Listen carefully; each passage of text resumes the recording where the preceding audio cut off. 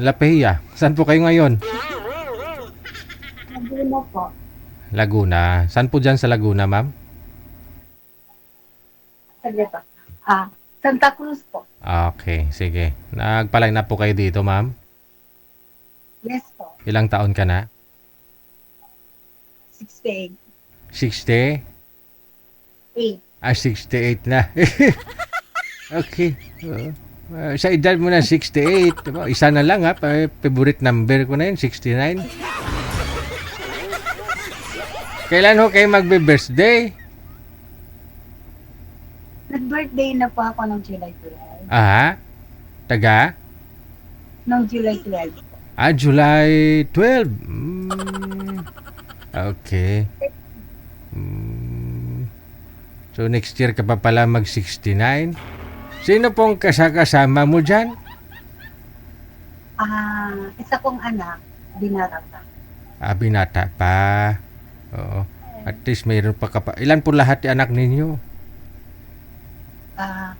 5 po. Mhm. Apat may asawa. Isa na lang ang binata. Isa na lang. Pero lagi siya umaalis. Pagka yung umalis siya, nag-iisa ako. Saan siya pupunta? Siman po siya. Ayun lang. Oo.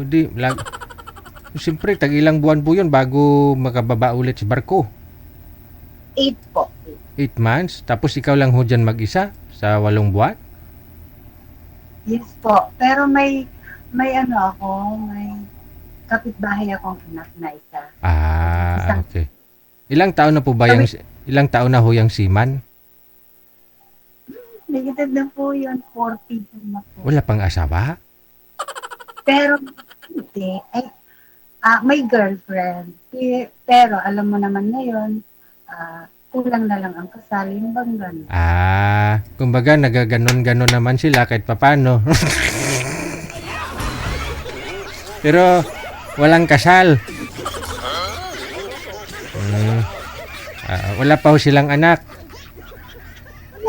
Wala pa. Hindi, magaling. Ayun no, ikaw, wala rin pong asawa. Paano yung kamay mo? Masakit? Ano to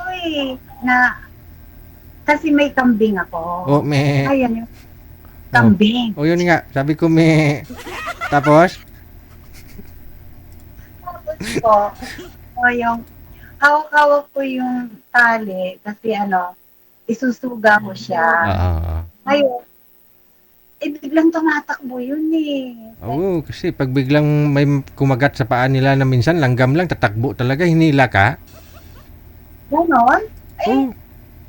Hawak ko yung tali, hindi ko nabitawan. Napa-twist ko ng pagano. Dinipend ko. Kailangan kasi, kung kailangan mo ng bitawan mo na talaga siya. Kasi kung alam mong nasasaktan ka na, bitawan mo. Hayaan mong doon pumunta sa malayo, pumunta doon sa iba. Huwag ka lang masaktan. Kaya tayo nung bata pa tinuturuan tayo ng ating mga magulang maggawa ng close open. Kasi nga, bata pa lang tayo, tinuturuan na tayo paano bumitaw. No? Paano bumitaw kung alam mong nasasaktan ka na? Joke lang, ma'am. Na? Kasi, siyempre, yung kambing kasi tumatakbo talaga yan. Lalo pag umaambon, takot mabasa eh. Marami po kayong alagang kambing?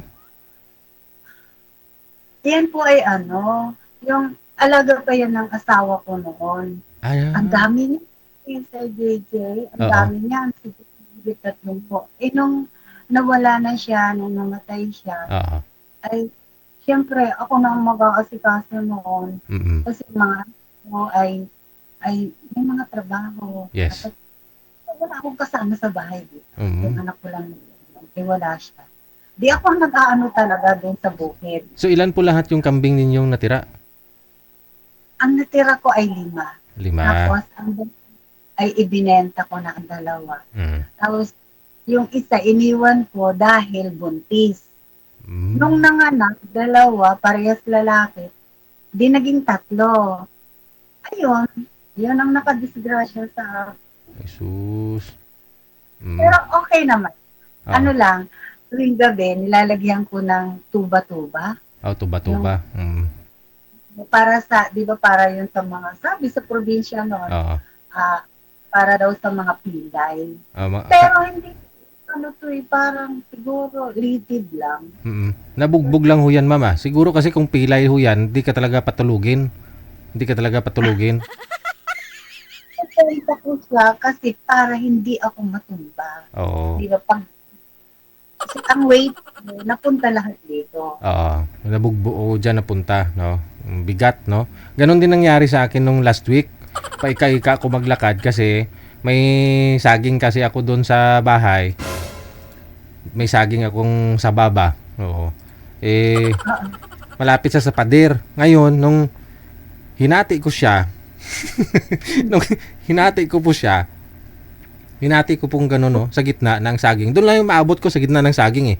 Yung bunga pumunta doon sa kabilang bahay, sa kabilang pader. Ngayon po, hindi ko na makuha. Ginawa ko, umakyat ako doon sa saging na pinutol, yung sa mismong puno niya. Tapos umakyat ako doon, no. Tapos pumatong ako doon sa pinutulan niya. Yung kaliwang kong paa, tapos yung kanan doon sa pader.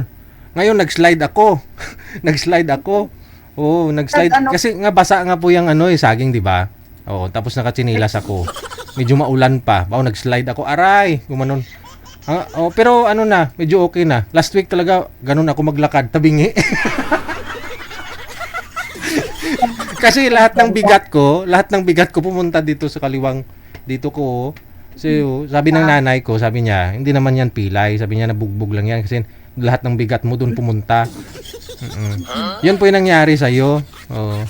Isang linggo ko na rin inindang yun kasi nung nagninong nga kami sa kasal nung linggo last week. Ganon ako maglakad. Kasi yung bunga ng saging andun sa kabilang pader. Siyempre, akyatin ko po yun. Aray, sabi ko. Wala lang, napakwento lang. Sige madam ha. So anong hanap mo? Yung may makakasama ka sa buhay, ganun. Kasi mahirap naman po yung wala kang kasama dyan. Wala kang katulong mag-ano, no? Ganun, mag-massage.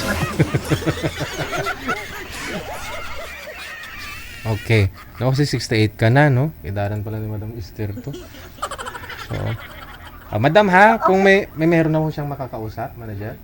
Sige. Baba ko po muna ang tawag, ma'am ha. Tatawag po ako ulit. Tapos ilapit niyo po yung cellphone sa inyo para lumakas-lakas ang busis mo, ha? Okay. Okay.